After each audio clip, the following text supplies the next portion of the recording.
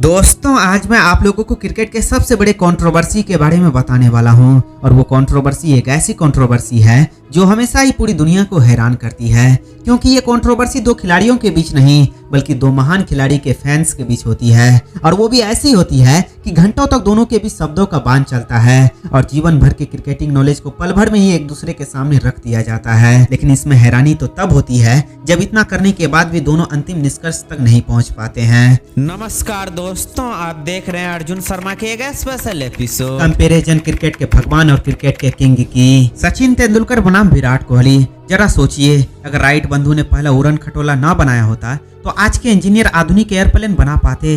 अगर James Watt ने भाप इंजन का आविष्कार ना किया होता तो क्या आज आप चमचमाती कार, बड़ी बड़ी बस और ट्रेन में चल पाते? बिल्कुल नहीं। शुरुआत में राह दिखाने वाले की बहुत अहमियत होती है। अब आप सोच रहे होंगे कि सचिन तेंदुलकर बनाम विराट कोहली के शीर्षक पर ये बातें क्यों हो रही है। शुरुआत यहीं से करना अच्छा है। सचिन तेंदुलकर उस मार्गदर्शक की तरह हैं जिसने इस पीढ़ी के खिलाड़ियों को एक राह दिखाई, एक उम्मीद की किरण जगाई कि यह मुकाम हासिल किया जा सकता है। क्योंकि उन्होंने किया है तो कोई भी कर सकता है। मैं ऐसा क्यों कह रहा हूँ, इसके पीछे एक गहरी बुनियादी समझ है। जरा याद करने की कोशिश करें, पहली बार एडमंड हिलेरी और तेनजिंग नोर्गे ने एवरेस्ट की चोटी फतह कब की थी?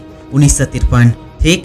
लेकिन उसके बाद झड़ी सी लग गई। लोग चोटी पर फतह पाने को लेकर आसान्वित होने लगे और मेहनत करने लगे। ऐसा इसलिए हो पाया क्योंकि उन्होंने एक उम्मीद दी, एक आशा दी और विश्वास दिया कि अगर वो ऐसा कर सकता है तो कोई भी ऐसा कर सकता है। ठीक उसी तरह जैसे सचिन तेंदुलकर ने विश्वास दिलाया कि एक दिवसीय क्रिकेट में दोहरा शतक लगाया जा सकता है। एक दिवसीय क्रिकेट शुरू होने के लगभग 37 सालों बाद पहला दोहरा शतक सचिन ने लगाया था। उसके बाद अगला दोहरा शतक उसके साथी खिलाड़ी वीरेंद्र सहवाग ने ही लगाया और अगले 10 वर्षों में दोहरा शतक लगाने वालों की झड़ी लग गई। वो इस कारण संभव हुआ क्योंकि सचिन के दोहरा शतक ने खिलाड़ियों के अंदर विश्वास दिलाया कि दोहरा शतक लगाया जा सकता है। यही कारण है कि सबसे अधिक दोहरा शतक भारतीय खिलाड़ियों ने ही लगाए हैं, क्योंकि मन में यह विश्वास बैठ गया है कि अगर वह खिलाड़ी कर सकता है तो मैं भी कर सकता हूँ। सचिन तेंदुलकर ही हैं जिन्होंने विराट कोहली के सामने 100 शतकों का लक्ष्य रखा। उन्होंने विराट कोहली को यह आशा की किरण दिखाई कि 100 शतक लगाए जा सकते हैं। ठीक उसी तरह जब सचिन से पूछा गया तो उन्होंने सुनील गावस्कर को अपना आदर्श बताया। अगर सुनील गावस्कर ने 34 शतक ना लगाए होते तो क्या सचिन तेंदुलकर जन्म लेते? नहीं। ठीक वैसे ही अगर सचिन ने इतने रिकॉर्ड ना बनाए होते तो क्या विराट कोहली को वो लक्ष्य मिलते? बिल्कुल नहीं। हम इंसान अपनी पिछली पीढ़ी को देखकर और उनसे सीखकर ही आगे बढ़ते हैं। यहाँ पर सचिन तेंदुलकर उस बगीचे के पहले पौधे हैं जिन्होंने यह विश्वास दिलाया कि यहाँ पर पेड़ उग सकते हैं। वहीं विराट कोहली पूरा बगीचा बन सकते हैं। सचिन तेंदुलकर उस पिता की तरह है जो चाहता है कि उनका पुत्र उनसे आगे बढ़े।